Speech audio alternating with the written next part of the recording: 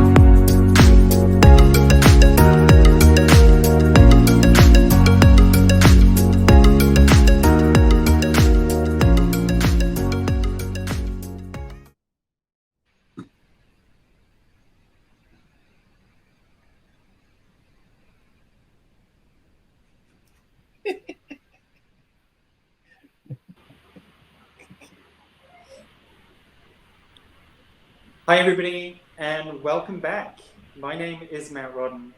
I'm your facilitator for today's session. I'm the head of People Science Consulting for North America at Glint. I'm really happy to welcome you back. I am joined by some lovely faces this afternoon for our Ask the Experts panel. This is going to be a fun session. This is where we get to put our experts in the hot seat.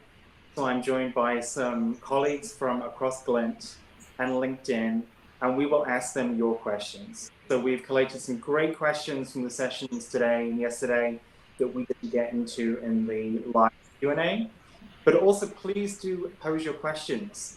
If there is a challenge that you're working on in your organization that you would like some advice from our people success experts, pop it in the chat. We'll keep an eye on that and we will pose them to this group. So let's get started with some intros. I'm going to ask each of our panelists to introduce themselves with their title and one their LinkedIn profile. So Chad, let's start off with you. All right.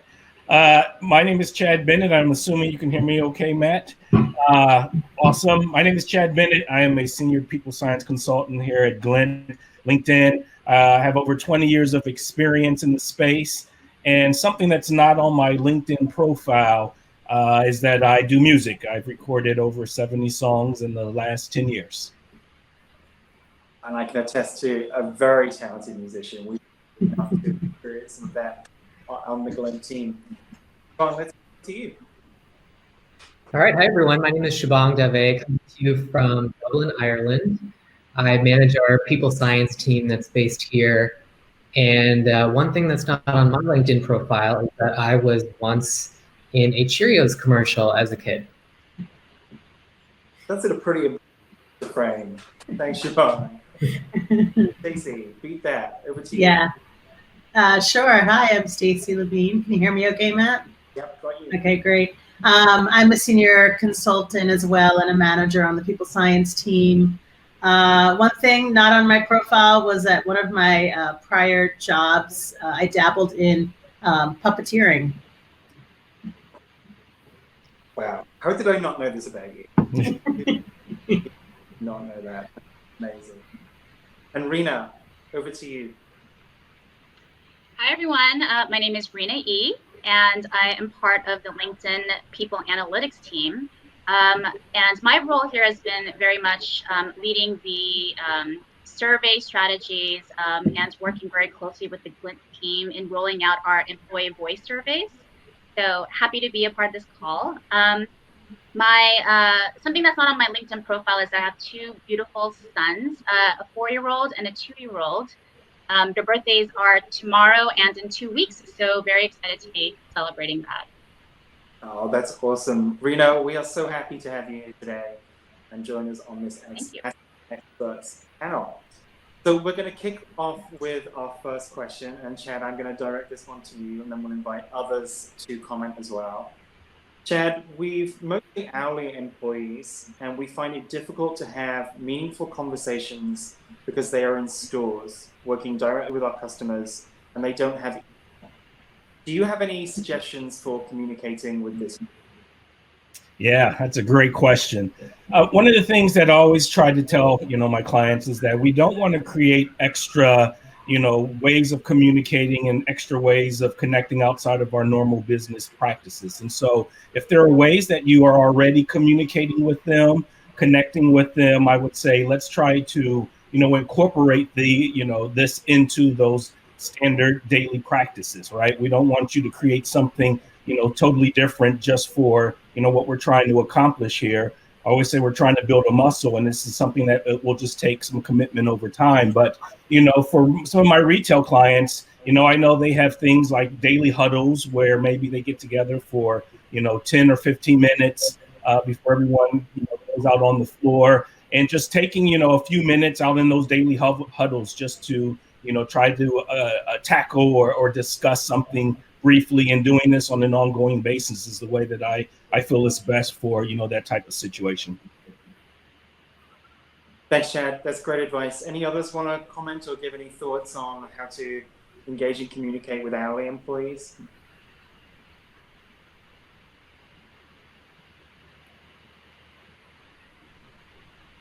Don't all speak at once now. I'll wait it out. Rarely do I leave people speechless, so I know someone's thinking something. No, I would just echo what Chad said. Meet people where they are, right? We are trying to connect with people and through this work, and the best way to do that is to connect with them on their turf in ways that work for them. Great. Thanks, Siobhan. Let's stick with you, and we'll go with our second question, which is, how do you help leaders and managers who say that there are too many priorities and cannot focus on another action plan, something that we commonly hear with our customers, right? Yep, of course. I think of two things. So one is, don't overlook the power of things you can stop doing, or things that you can clear for your staff as their leader. So often the things that managers are best poised to do is to make the right judgment calls about what can be dropped. And it's a win-win when you can do that, because you as the leader have one less thing to have to worry about, and you're directly speaking to something that you've heard from your employees. The other thing that comes to mind for those of you who listened to Mala sing yesterday, she put this really nicely in her comments about creating a frictionless experience, is how do you integrate what you've learned into the things you're already doing to lead your team? So instead of viewing your obligation as a leader as the need to kind of stand up these extra projects or initiatives on the side, how do you just take what you've learned and incorporate it into the way that you lead your team already? Thanks, John. Other comments from the group? I'll just add, we're always saying we're not trying to boil the ocean. So just identifying one thing, just one thing only that, not necessarily that a manager or a leader needs to do, but what is something that we are committed to as a team? Because at the end of the day, this is all about people's success and the team's health. And in order to maintain our health, we have to, sometimes add, one extra, not add, but focus on something that's going to provide a meaningful outcome. And so just identifying one thing that's going to help make, your team more productive and agreeing what's something that we all can do to advance the ball, if you will. I think that goes a long way. That's a great point, Chad. I think we've had lots of questions in the sessions today and yesterday about ACT and the importance of keeping it simple. I love the idea of one step. We often talk about our ACT framework, acknowledge where we are, collaborate as a group on where we want to go, and take one simple step. And that's a really powerful way of explaining to leaders that, number one, this is not all on them. And really, you just need to identify one simple thing. To your point, Chad, don't boil the ocean. Don't write a laundry list of things to do, but what's one simple thing that you and your team can do today, tomorrow, to make a change? Okay, let's move on to our next question. Rena, I'm going to come to you for this. If, as the admin and owner of your company's employee engagement pulse program, you could only do one action to the closing engagement pulse, what would you suggest that would have the most impact across the company? Yeah, I have one specific thing that we did actually 2 quarters ago, and that was after the close of the survey, we sent out an email to the entire company saying, hey, the survey has closed. Now you can actually see your results in the tool. And going back to your earlier point, Chad and Matt, is introducing the ACT framework and how we communicate that and repeat it over and over, like to go and just take one step and take one thing and try to focus on that one thing and apply the ACT framework has really helped. I've noticed that people actually have read the email and they started to have these conversations at the team level. And one example was even specifically for our team, we noticed that our recognition scores were low, and we focused on that one thing. How do we recognize our team members, even with just a simple email? And after we did that, the next quarter, we saw a boost in our recognition score. So simple things like that really makes a big difference. And I think just communicating to employees to apply the ACT framework has really helped. Thanks, Rena. I'm going to come to Stacey with the same question. Really interested in your experience with customers. What's one thing that you've seen that's had the biggest? I think having a way to collect stories of change and be able to communicate them out to the employees, and Katie as our storyteller has been really impactful for that. But really, I think there's so much that happens in an organization that's not really talked about or acknowledged. And I think organizations that do it really well have a process by which they're talking to managers who are getting improvements, trying to get underneath why, and then trying to tell those stories to others to energize them. Great. I'm sure Katie is smiling widely, broadly running across the press. It's been a big theme of the last 2 days. I think I've heard words matter, the way you tell stories, focusing on the spotlights, the part of the organization that are doing something really well has such a big impact. So thanks, Stacey, for sharing that. I'm going to stick with you for our next question, Stacey. How do you suggest you take action on survey results at an enterprise level, a business unit level, and a team level? That feels like a lot, right? How do we do it at a level? Yeah, and there's a lot of questions about how to make it not feel so difficult when that happens. I think first and foremost, taking action at the team level is what really matters. We were just talking about having ACT conversations as a team. I think that's what employees really feel and remember, those conversations. So I think that's, up to the team to say, what's the one thing as a team that we're going to do? And then at the enterprise level, it's about taking an action that really a manager can't take, right? I think of one of the recent LinkedIn employee voice surveys where there was a lot of data around burnout, and that became a topic we talked about. So managers were given tools to be able to have conversations with their teams about the topic. At the same time, the organization, LinkedIn decided to have an additional time off for employees and things that you can take at the corporate level. So I think it's really all about where do you have the most impact. And with business unit, I think it comes down to, is there one thing that as a unit that we really need to do to be successful? And should we take action in an area? But I think it's more important that you get the team and the enterprise worked out first. Others want to add? I'd love to add to that. And Stacey, that was beautifully said. Especially in terms of the action that we took at LinkedIn in instituting days off and mental health days off as being a specific action from all the feedback that we received from our employees.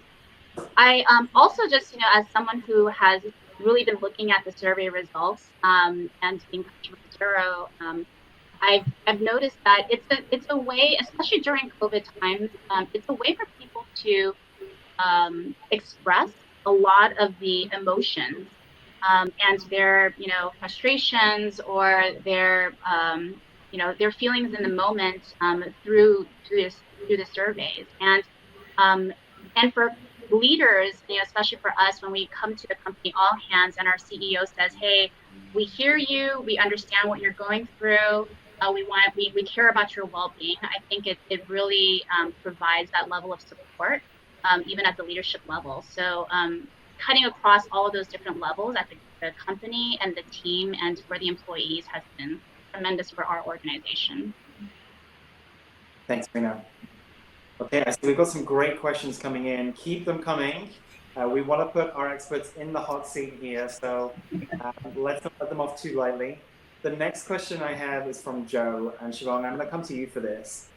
What is the best way to influence senior executives to place less emphasis on benchmark and trend comparisons right now, given the impact of COVID-19?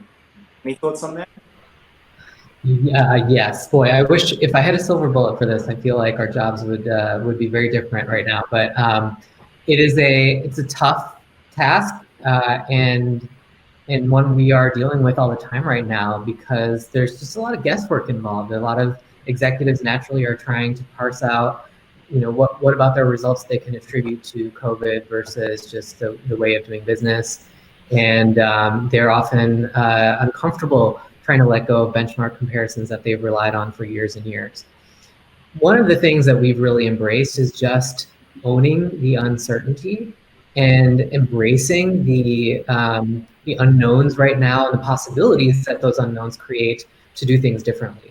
And that for us has resulted in directly giving and also coaching our customers to give very sort of frank, candid messages to their executives about the things we don't know right now, the fluidity in the situation, the reality that the term benchmark in and of itself sort of connotes where you should be.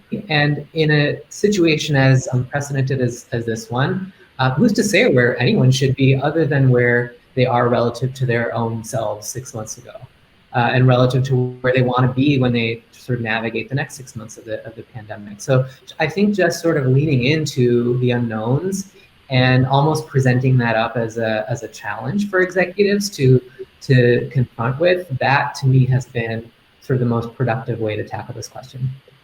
Yeah. I'll just add on that, Siobhan is absolutely right. And for me, it's really about, once you have a trend, and to me, that's the most important thing, right? Benchmarks are important to understand how items perform in general, right? And once you understand that, then the most important thing becomes, where are we in that comparison? But then how are we moving over time, right? And once you have at least 2 data points, the question becomes, where are we and how did we get here and what do we need to change? So, my thing is, yes, benchmarks are important to ground us in how items perform on average, because we know items perform differently depending on their wording and their scale. But over time, it's that trend and understanding why, behind the trend and what can we do to influence that trend moving forward is what's most important. Love that. Thanks, both. I think there's one thing I can add that I would add to that. This is something that came up in one of our early sessions was we see the data as the start of the conversation, not the end of the conversation. We have a tendency to, in data-driven organizations, to get really into the data and let's see the cut a different way. Or what if we change the benchmark? Would that mean a different result and a different outcome? But actually, if we can educate our stakeholders on just use this as a way forward to have a conversation with your team and again, figure out that one step forward, that loses some of the over-reliance on the numbers. Great. So, next question, Stacey, I'm going to come to you on this. This is a hurry. What would you say is the most important takeaway for smaller organizations to build a successful program? For example, we're about 300 employees worldwide. I think for smaller organizations, I would lean more heavily on kind of going back to what you just said, Matt, which is the conversations, because what you can't do is slice and dice and try to get underneath in the same way, and you really shouldn't have to. I think with those organizations, just sticking to broader organization-wide trends, maybe some business unit, where you can. But at the end of the day, I would be much more grounded and really focused on the conversations that you have, and make that really important as well. And then just to have people in the organizations that are champions of the process, that can take a role in leading and advocating as you move forward, because you may not have in a small organization a dedicated employee experience person, right? So there you want to sort of look at who you have in the organization who can help you drive the process forward. Rena, I'm interested in your perspective here. I mean, LinkedIn is obviously a very large organization with thousands of employees, but we still have managers of teams who have very small groups and may not get data from a feedback program. What advice do you give to them when they're dealing with small teams and how to make best use of that?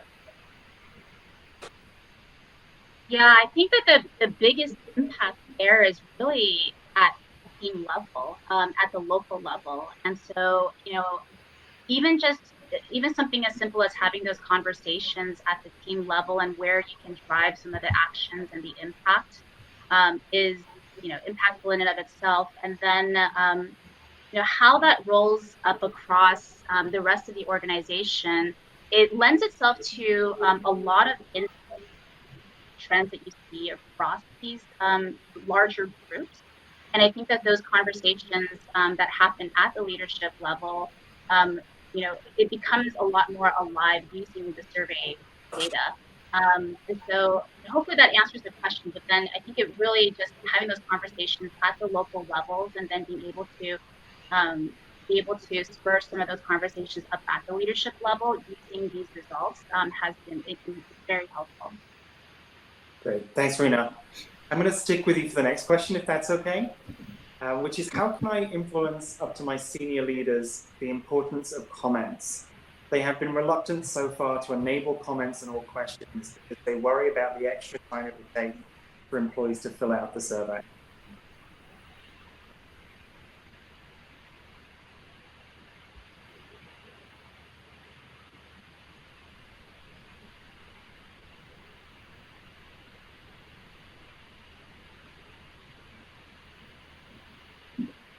Rena, did I lose you there? Oh, I'm sorry. I think there was a little delay, but I did hear the question. Okay. I think for us, we have a very rigorous privacy and security guidelines that we follow, and one of the things that we write on our notices is that all of the feedback that they provide is confidential. And is only reported at the aggregate level. And our threshold minimum comment number is actually 10. So if there's anything fewer than 10, then we don't report it at all in the field. I think that by and large, people have been very embracing of that. People have been a lot more transparent. More so than I had expected, actually, in the comments. And we we actually get a lot of insights, especially nowadays. Through our narrative intelligence tool, we leverage it quite a bit, especially nowadays when we're asking very crucial questions about how people are doing during the pandemic, working from home, well-being, all of these things. And at a high level, the scores are very telling to show you relatively how people are feeling, but then the comments themselves, like the sheer transparency, and the insights that it brings to your narrative intelligence tool has been very striking for us and insightful for the leadership. And so we haven't had any issues at all in terms of people being concerned. There might have been, a few comments around like, yeah, I'm not that comfortable answering this question. But for the most part, I would say 99% of the time, people are very transparent. Thanks, Rena. Matt, can I? Yeah, Chad, go for it. Yeah, I was just going to add that, comments offers us the opportunity to uncover new aspects around a given topic that, we may not have been thinking about, or, also because we're doing shorter surveys, it provides us, additional information that we would have gathered maybe from a longer survey where we're asking multiple questions and creating dimensions and indices. The beauty of our platform and technology in general is that we can now, as single item measures, do a much shorter survey, but still get as much information out of it because of the comments, because I'm now able to leave, something that is meaningful to me, and then we're able to discuss it. So to me, the comments are important, and obviously in this time, because of the extra benefits of understanding the nuances of what we're trying to measure. Thanks, Chad. Great advice. I think I would say, in short, encourage your leaders to be bold. I cannot think of one customer who has regretted asking more comments on their questions, right? We can serve it up in a really easy way to them, but the insights are so powerful from those types of comments. Unfortunately, we're on our final question. This time goes so quick. Siobhan, I'm going to come to you for this one. Any ideas on how to proactively address potential engagement dips as we look towards the majority of the workforce remaining remote in 2021? Well, I love the proactiveness. I would say there's very little that's predictable, of course, about where this is all going. But what we know, based on what we're experiencing ourselves right now, is that connection matters more than ever. And we have the benefit right now of getting to live through the types of connection that are working for us and our teams, and the types that aren't serving us well anymore. So if if all else fails and you're trying to plan around, around keeping people engaged with headwinds approaching next year, look for opportunities to create, new and meaningful connections among your people. Really put an emphasis on, keeping your work really people-centric, as we talk about, because that way, regardless of the ebbs and flows in your own individual business, or what else might come along, you've at least got that foundation, that connection that you've invested in now. Unfortunately, we're at time. I know we could have a conversation for another hour probably, but thank you guys so much. Chad, Siobhan, Stacey, Rena, really appreciate your advice. Love the themes that were coming out today around conversations. We talk about people success. This is a People Success Summit. Conversations is one of the best people success habits that we can push in our organization. So really appreciate the focus there, as well as thinking about the opportunity we have. Right, that's been a big theme for me over the last 2 days of this summit. There's a lot of change going on. There's a lot of external pressure, but actually we can look at things more positively and see this as an opportunity to become more people-centric and think about how we best engage our people. So I love that those themes came out today in the conversation. Thank you again so much for your time. And with that, I'm going to hand it over to Katie to talk to us about what's next. Thanks, Matt. Well, team, we are at the end of our main sessions here. Like Matt said, wow, time goes so fast. It has truly been a joy to spend these last couple of days with you all. And I want to thank you all for joining us on your people success journey. Tomorrow, we'll get into our breakout sessions. So we have our Europe and our Americas breakout sessions, our Glint customer session, and then the topic-specific breakout sessions that you should all have in your agenda, in your personalized attendee hub. And remember, you can always rewatch any of the main sessions that we've shown here today and yesterday within the attendee hub by navigating to it and clicking on replay. And remember to join the People Success Forum. I know where there were lots of questions over the course of today and yesterday, as well as in the last session that didn't get answered. And guess what? All of our people science consultants are in that forum and they're ready to answer your questions. So please join us there if you haven't already.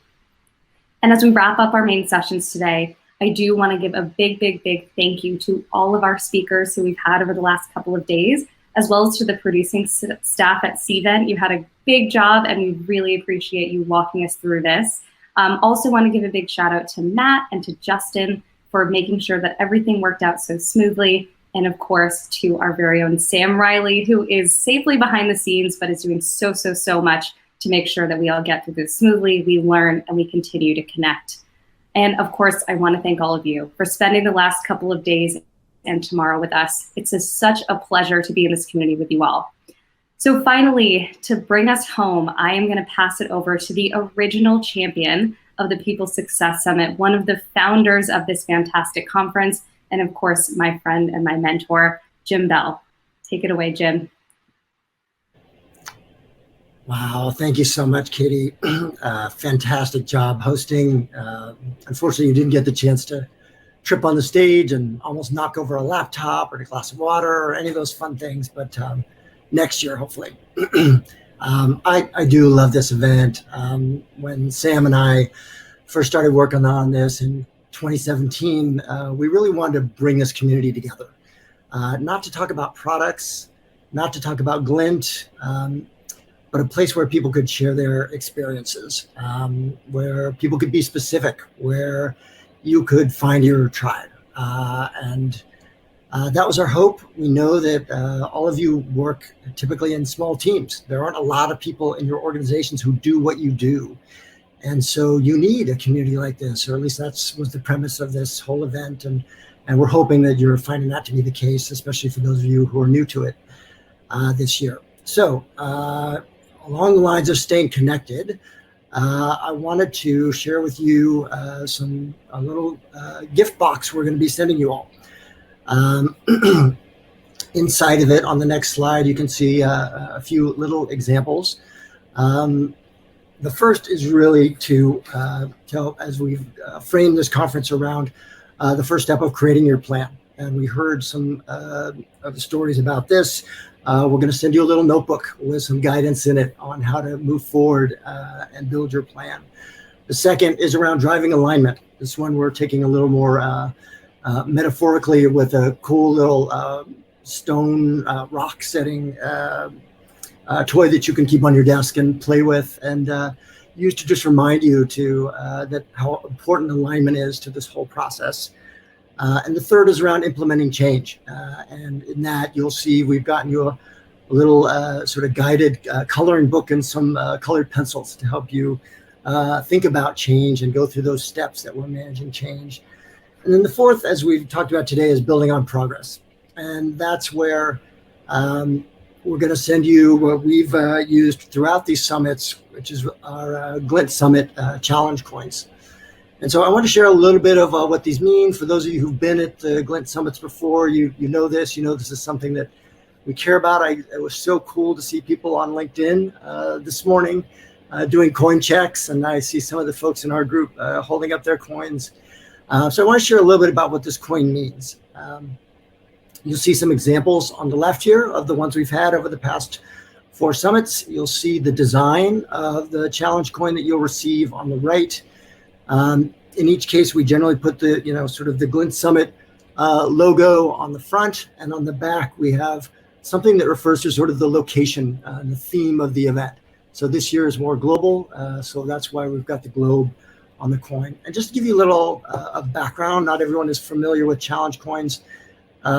They come from a military background, and while they're different origin stories, the one that's most commonly understood and my favorite is that it originally started with an American officer during World War I, created these medallions for his squadron. And as they were flying in World War I, one of his young flying aces was shot down over Germany and was captured.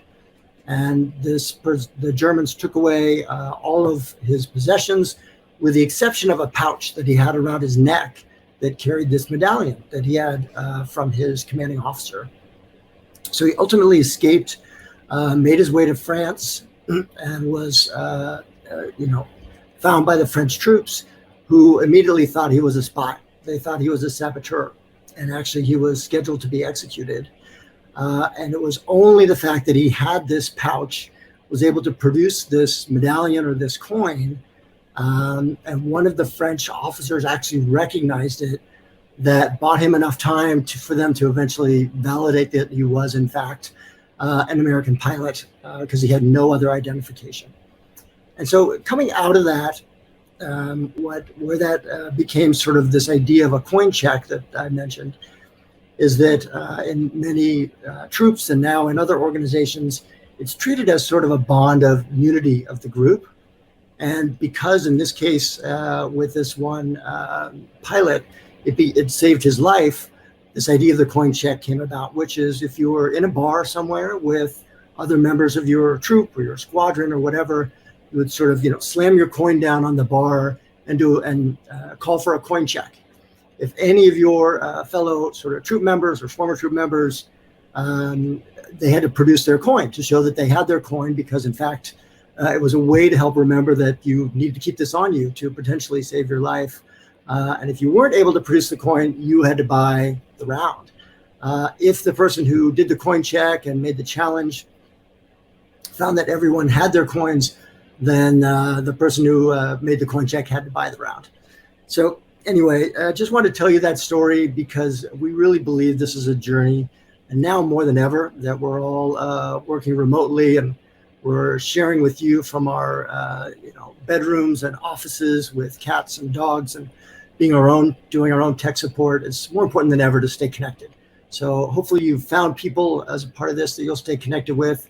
Look for that gift box from us as a way of saying thank you for spending the time with us and for being on this journey with us. I never worked at a place where I felt so much on the same mission as our customers. And of course, this goes way beyond Glint customers. It's not about Glint. This is about all of you who are helping make people's success a reality. So looking forward to see you all tomorrow in the breakouts. Have a wonderful rest of your day.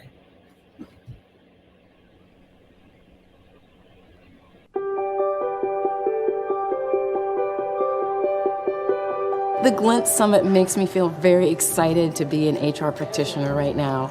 I feel supported, and I'm really looking forward to using the tool to inspire our organization to be as highly productive and growth-focused as they possibly can.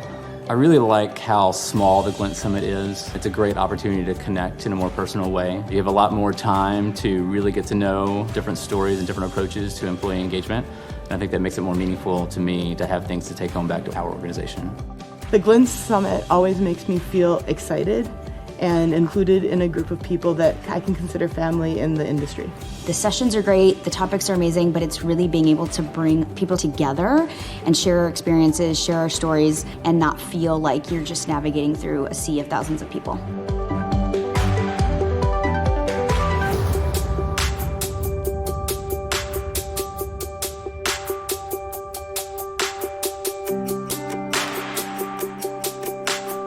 The format of the summit has been very engaging, very short speakers in the morning and then a longer keynote, which was fantastic, so inspiring. I picked this summit specifically because the practitioner-led sessions is so powerful. We have a bunch of people from all different industries, people in people analytics, people doing learning and development, and they're sharing their best practices as well as the mistakes that they made. That's a very powerful thing to learn. I love the fact that it's real stories from real people, and that's what's important. In my world, I have people I can bounce ideas off of, but they don't truly know intimately what my ins and outs are in my job. The people here do. It's a lot easier to have valuable conversations with people who know what I do. From start to finish, it's just been an awesome learning opportunity, personally and professionally, to get to learn much more about engagement. People should come to the Glint Summit to learn, to grow, and to share best practices. It's all about making great connections and learning something new.